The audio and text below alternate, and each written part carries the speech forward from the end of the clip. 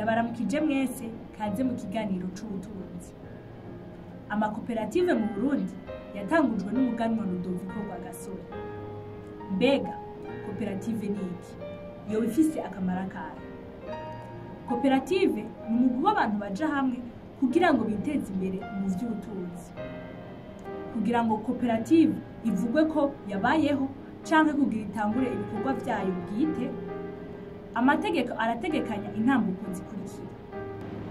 Intambuko ya mbere niyo kugira inama idasanzwe y'abanywanyi bose. Nyuma hagakorwa icegeranyo.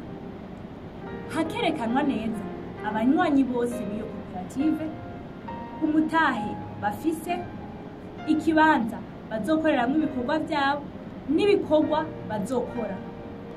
Intambuko ya kabiri, izo mpapuro ziraheza zigatwarwa kwa noteri kugira ngo yemeze yongera asheke igikumu kuri izo mpapuro.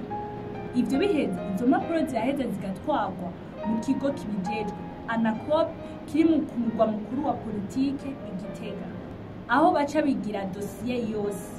Basanze vyose biri mu rutonde, baraheza bagashaka igikumu, bakatanga inimero mutangakori, igitabo c'ubudandaji n'impapuro zose zikenewe kugira ngo koperative itangure ikivi.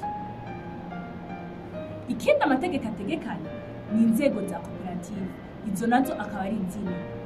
Urwego rwa mbere akaba ari inama ya bose, assemblée générale. Urwa kabiri akaba ari inama nshingwabikorwa, conseil d'administration. Urwa gatatu akaba ari inama nkenguzabikorwa, conseil de surveillance. Urwa nyuma akaba ari urujejwe gutunganya ivya koperative, gérance. Akamaro ka koperative si ku banywanyi gusa. Iyo iriko ikora neza, iraheza igatanga akazi ku bandi ndetse ikanasahiriza mu butunzi bw'igihugu. Murakoze, naho ubutaha.